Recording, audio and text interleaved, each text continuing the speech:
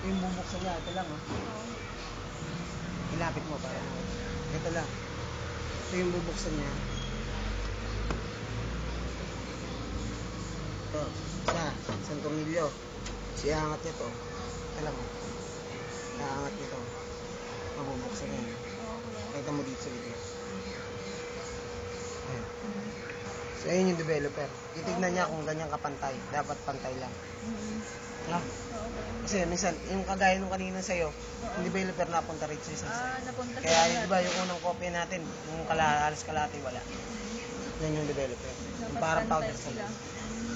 Shake niya lang. Oo, magkaya. Sikutin niyo to. Ikutin niyo to. Ito.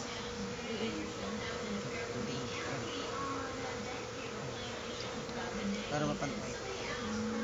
Okay? Pagka may time tamo siya, mag-training na lang siya para ano. Oo, kuya.